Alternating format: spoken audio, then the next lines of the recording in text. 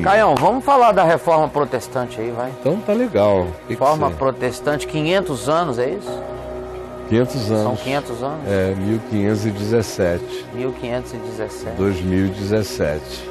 31 de outubro. O que ela reformou, Caio? O que ela não reformou? Bom, ela reformou. A intenção foi boa? Foi. Você achou que tinha uma boa intenção? Tinha. Assim, houve muitas intenções. Não houve uma intenção só. O próprio Lutero tinha mais de uma intenção. Ele tinha uma intenção prevalente. A intenção prevalente era de natureza existencial. Era a culpa. Ele era um cara muito cheio de lascívia. Um homem de hormônios muito intensos. Ele vivia com muito tesão, cheio de muita vontade sexual reprimida e muita culpa. Esse é um dado presente na existencialidade dele. De outro lado, ele é uma pessoa com uma profunda sede espiritual, sede de Deus, e um inconformismo muito grande com a idiotice da religião à volta dele. Essa sede de Deus, como era normal naqueles dias, o colocou no caminho monástico e de intelectualidade teológica, de modo que ele foi um indivíduo culto e professor de teologia, dedicado à compreensão e entendimento de línguas e à leitura dos filósofos gregos e dos pais da Igreja católica, da Igreja de Constantino. Tá. E um estudioso da Escritura, de um modo geral.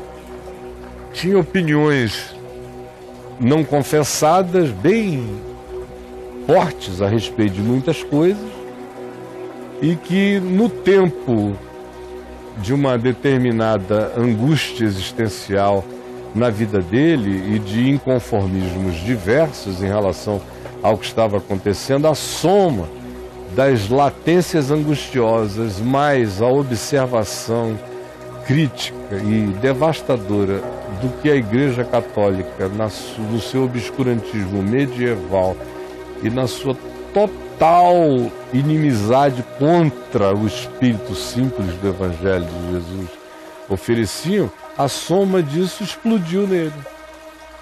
E ele não foi o primeiro. Houve muitos movimentos pré-reformados que começaram a acontecer aí pelo século XII, os valdenses, discípulos de Pedro Valdo, por exemplo. Um movimento muito mais radical de consciência do significado, o fato de que não podia haver uma reforma, tinha que haver um abandono da religião e um início à semelhança de um reencontro com Cristo, começando tudo na simplicidade do caminho, conforme o Evangelho. Era o que os valdenses criam, junto com o Valdo. Mas eles não viveram na época que propiciou a expansão disso. Porque não adianta, a consciência dos valdenses, para o meu gosto, em muitos aspectos, era infinitamente mais profunda e mais próxima do Evangelho do que a dos reformados, de Lutero e dos reformadores. Mas Lutero e os reformadores tiveram uma ocasião muito mais propícia, muito mais madura para a explosão do fenômeno que eles representavam. Já os valdenses não, como depois deles, o Wycliffe, na Inglaterra. Um movimento extraordinário, muito mais profundo em alguns aspectos e de ruptura com o sistema. Ou o Hus, 100 anos antes de Lutero, que foi, enfim, levado ao martírio e declarou: hoje vocês estão matando o ganso, Hus. O sobrenome dele é João Ganso. Hoje vocês estão matando o ganso. Mas daqui a 100 anos vai se levantar um cisne que vocês não vão conseguir matar. O que ele estava não era falando de Lutero, o que ele estava era dizendo: isso é incontrolável. Isso vai acontecer. Vai acontecer. Enquanto for assim, só estão tentando adiar, mas vai haver uma explosão de alguma coisa, não é possível. Só que na reforma, você disse, os motivos foram bons. Houve motivos de Lutero, de natureza existencial, tanto quanto houve outros motivos. A própria inconformação dele com esse absurdo, para quem estudasse o Novo Testamento, o absurdo das leis de castidade e celibato. Ele não cria naquilo, de jeito nenhum. Ele, em algumas coisas, ele era profundamente mais radical do que as pessoas imaginam. Por outro lado, havia os interesses políticos que cercavam a reforma. Ela chegou numa hora politicamente interessantíssima para vários principados e monarquias europeias que não aguentavam mais a dominação da Igreja Católica, do Santo Império Católico Romano. Sim. Não aguentavam mais. O Estado paralelo. Poder sobre toda a Europa e boa parte do mundo. Poder imenso. Um poder, num certo sentido, maior do que o do Império Romano. E esses principados ou essas monarquias não aguentavam mais as taxas que pagavam, os impostos, as subserviências e o controle que a igreja exercia. Controle, inclusive, sobre o leito conjugal deles, com quem podiam casar, com quem não podiam. A não aceitação do divórcio. Por exemplo, a Inglaterra posteriormente veio a aderir ao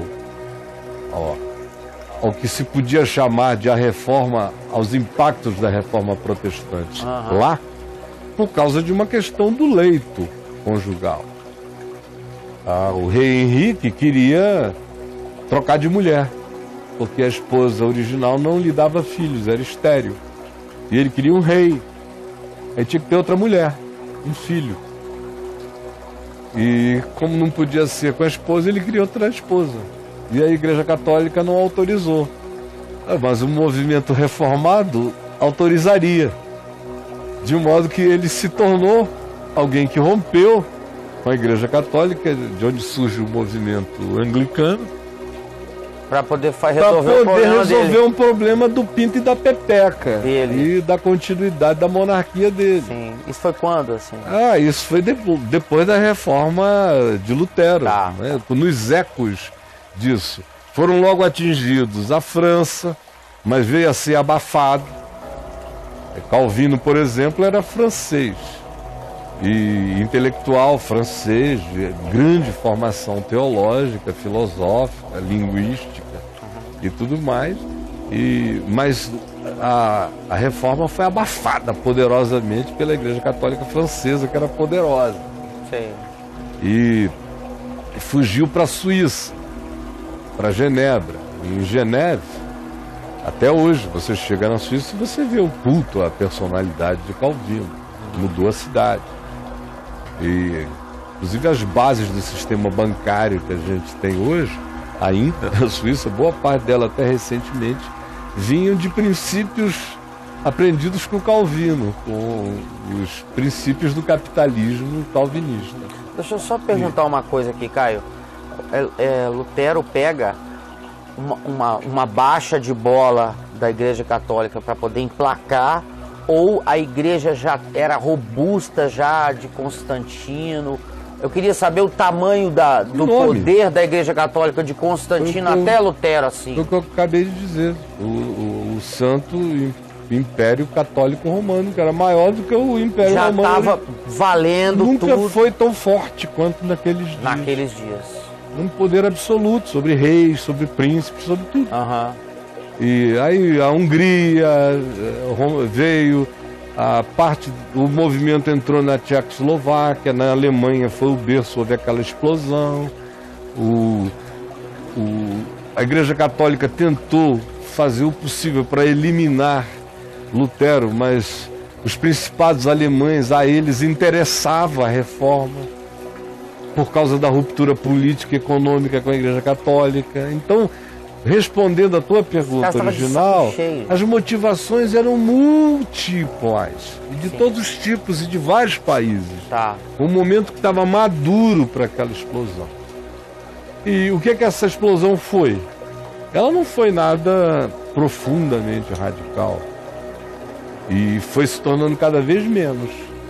Ela foi politicamente mantida pelo profundo interesse político das monarquias onde ela se instalou de continuarem esse fosso. Como a população na Alemanha, os camponeses, vinham sendo também incitados pelos anabatistas no mesmo período, que era um movimento estilo reformado, mas mais radical do que o de Lutero, muito mais. Tanto é que Lutero recomendou o enfrentamento e a eliminação dos anabatistas em geral. Não, o pessoal está pensando que era todo mundo na pureza e na santidade. Ele recomendou o sangue rolava feio. Vamos eliminá-los. Tinha alguns em relação aos quais ele não recomendava nada final, só repressão, e outros que diziam, se alguém eliminar, está fazendo bem. Isso, fica à vontade. Fica à vontade. Então o momento era de convergências favorecedoras daquele fenômeno político-religioso. E o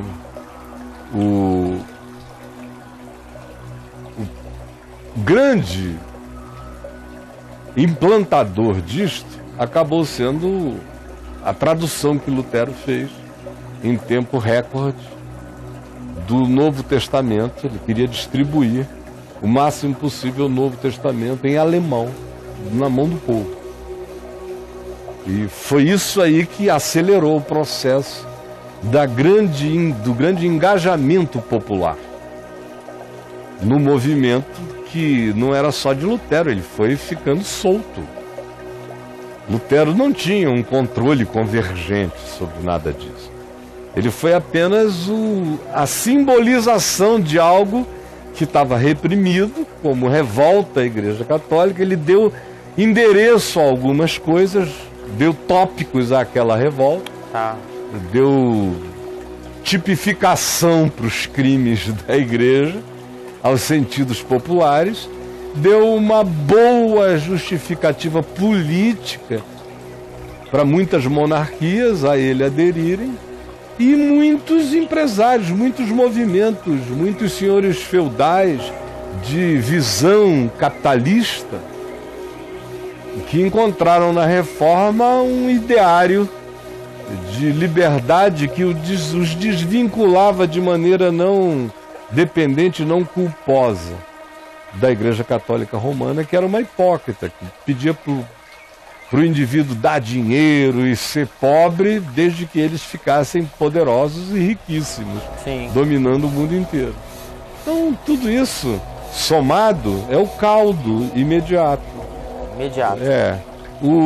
Você vê algumas das convicções de Lutero, que eram totalmente até absurdas posteriormente para alguns dos reformadores que o sucederam no imediato, e até para o próprio Calvino, para o Knox, para vários que vieram na sequência dele, tinham um pensamento mais moderado do que ele em algumas coisas.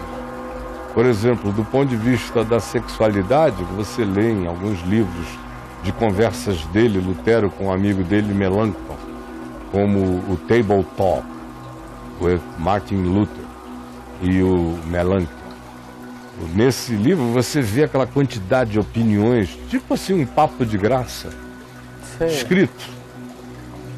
você vê o nível das liberdades pessoais de Lutero, que são infinitamente maiores do que a igreja jamais sonha, a igreja reformada. E como ele via o sexo, com muito mais liberdade que os reformadores jamais sonharam em ver, em entender. E o Melanchthon ficou angustiado com ele. Já era mais conservador. Era mais político nas relações, tinha medo do escândalo. Ah, tá. E o Lutero estava mandando ver assim, estava meio... Escandalizando geral mesmo. E o Melanchthon, rapaz, se os sacerdotes católicos, se a hierarquia souber que você está com essa liberdade toda, e ele disse, eu lá quero saber, não vem me dizer para parar com nada não, eu passei a minha vida inteira sem fazer nada, eu tô livre desse negócio. Geral, né? Chega! E não vou mais, de modo algum, me submeter a nada disso. Não é contra a minha consciência, contra a minha liberdade em Cristo.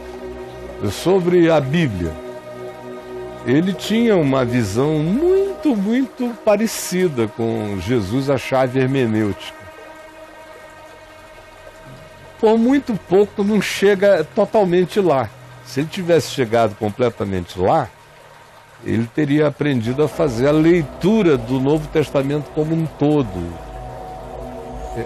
Mas ele era capaz de dizer o seguinte: se um determinado livro, como a Epístola de Tiago, nega os pressupostos fundamentais do Evangelho, que para ele estavam em Paulo, da salvação pela graça, pela fé, por meio de Cristo, então, se Tiago não é explícito a respeito, tira Tiago do Novo Testamento. Arranca Tiago de lá. Para que Tiago? Apocalipse, você entende alguma coisa? Não entende, então tira. Para ele a coisa era muito mais simples. Ele entrou com essa... Ele não tinha essa coisa de, a partir de Jesus, ler o resto. Sei. E a partir de Jesus, Tiago está cheio de evangelho. É só evangelho. A partir de Jesus, o próprio Paulo está cheio de Tiago, e Tiago está cheio de Paulo também a partir de Jesus. Você não tem que arrancar o livro, você só tem que ler o espírito das coisas. É um passo para além disso. Se ele também tivesse Jesus como chave hermenêutica nesse sentido, ele não teria lançado 95 teses. Ele teria jogado uma bomba só. Não eram 55, é uma coisa. É ler tudo, ver a vida a partir de Cristo. Porque quem oferece 95 teses ofereceu uma dieta. Tira isso que fica bom. Não, a própria natureza daquilo já era a negação do Evangelho. A natureza daquilo que ele queria emagrecer em si já era a natureza da negação do Espírito de Cristo. O que se chamava de igreja, do jeito que ele ainda admitia igreja e via igreja, era a própria negação do que Jesus tinha proposto. De modo que as 95 teses eram tópicos de dieta. Só isso. Alguns daqueles pré-reformadores eram muito mais profundos nesse sentido, porque viram que aquilo não tinha salvação. Ele ainda achava que aquilo podia ter uma salvação. Se toda a dieta recomendada fosse feita, o paciente se salvava. Mas o olhar agudo do Evangelho dizia: esse paciente já nasceu morto. Então, nesse sentido, eu acho a reforma um negócio muito primitivo, condicionado ainda por uma lógica antiga, grega. Ainda havia muito escolasticismo na leitura da história por parte do próprio Lutero e de reformadores. Aristóteles, pensamento aristotélico, o desenvolvimento da sistemática aristotélica ainda orientava toda a organização mental deles. Então, há coisas que ficaram muito para trás, há muito tempo.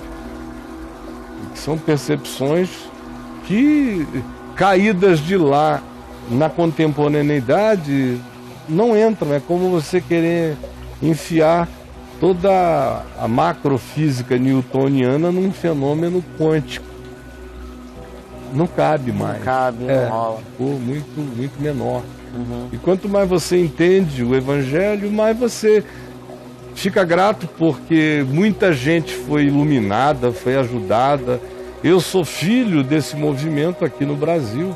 Dou graças a Deus por ser, porque eu nunca tive nenhuma mentalidade do tipo católico romano em mim, o que é um dado muito positivo na minha existencialidade. Eu dou muitas graças a Deus. Tive a dos protestantes, com os traumas que isso podia ter me trazido, mas que no Evangelho foi processado em mim para essa síntese que eu carrego hoje, com muita paz no coração.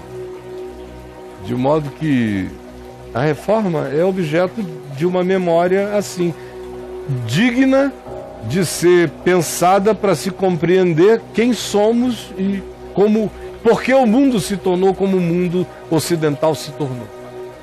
E também por que a Igreja Católica acabou se tornando como a Igreja Católica se tornou, porque a reforma também alterou a Igreja Católica. Pois é, por que a reforma não quebrou a Igreja Católica, cara? Porque a Igreja Católica contra-atacou com a contra-reforma. Ah, tá. Contra-reforma. Ela fez algumas coisas que tinham que ser feitas, que eram as mais grotescas de imediato, para dar um sossega-leão no povo, e atacou direto, atropelantemente, em algumas outras áreas. E é daí que decorrem as inquisições. Foi por isso que a Espanha... A Inquisição parte daí? Ela dá início... Foi provocada pela reforma? Pela reforma, contra-reforma, Inquisição, que veio a proteger a Península Ibérica, a Itália, todos aqueles países mais latinos do Império Católico foram protegidos seriamente pela Inquisição. Mas é apenas um fenômeno histórico para ser objeto sério da nossa decodificação do que existe à nossa volta. Não dá para entender o Ocidente sem ser também a partir do que a reforma protestante causou de maneira tão dramática no pensamento universal. E isso tem a ver com uma mudança na direção do Evangelho? Não. É uma mudança religiosa, política, econômica. O Evangelho continua longe. O Evangelho continua na dele. Na dele. Até porque o Evangelho, Jesus não propõe reforma de nada. Senão Jesus teria tentado reformar o judaísmo, que foi o que muita gente pedia, os discípulos queriam, esperavam que houvesse uma reforma, que Jesus se negou a fazer. Se Jesus tivesse proposto uma reforma, Judas não teria traído a Jesus, provavelmente. Teria batido com as expectativas de Judas, porque reforma é continuidade. Isso é uma reforma. Eu chego aqui nessa casa, vou comprar, ela está velha. Eu digo, vamos fazer uma reforma. Aí o que está caindo a gente tira, tem coisas que a gente diz, não, eram bonitas, vamos tentar recuperar esse azulejo, vamos fazer aquilo outro. Ou uma reforma numa roupa. Você diz, vamos tirar mais, ou pegar uma sobra daqui dessa ponta, botar aqui, para alargar, ou para aumentar, ou para esticar, ou para cobrir, ou para redesenhar. Ou vamos tirar na cintura, enfim, mas você continua lidando com a mesma essência, continuidade. É botar remendo de pano novo em veste velha. É reforma. É botar vinho novo em odres velhos. É reforma. Vai estourar tudo, como Jesus disse. O puído o pano novo na veste velha, vai aumentar o puído. É uma solução no imediato, mas a médio e longo prazo vai puir, como na história puiu. É maior o rombo até, depois. E o vinho também, estraga tudo. Você pega o vinho novo, bota no odre velho, é uma solução no imediato, mas a médio prazo, a descompensação química entre o vinho novo e a química do odre, que já conteve um outro vinho de outro tipo, com outra composição durante tanto tempo, vai ser estourada pelo processo de fermentação do vinho novo. Vai arrebentar aquele couro e vai perder tudo, como aconteceu. Então Jesus o Evangelho não traz nenhum projeto de reforma. O Evangelho convida toda a nova geração a nascer de novo e a começar outra vez. Cada um tem que viver no espírito do que Lutero, nesse sentido, ensinou.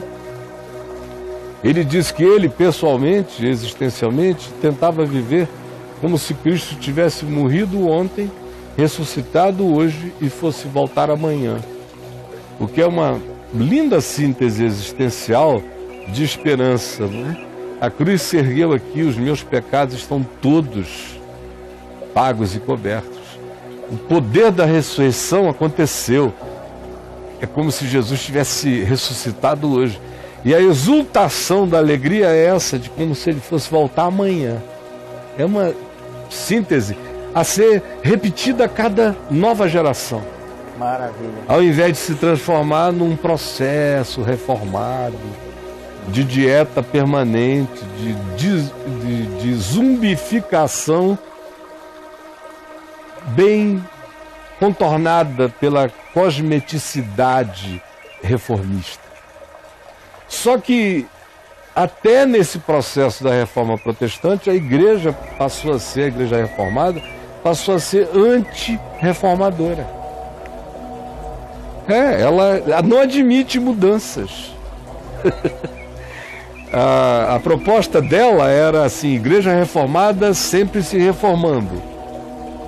Mas logo, nas gerações seguintes, a igreja reformada virou anti-reformadora. Já travaram ela. Travaram logo. Aí surgem os movimentos puritanos, os movimentos moralistas, os movimentos de natureza radicalista, separatista, supremacista, capitalista, de todos os tipos.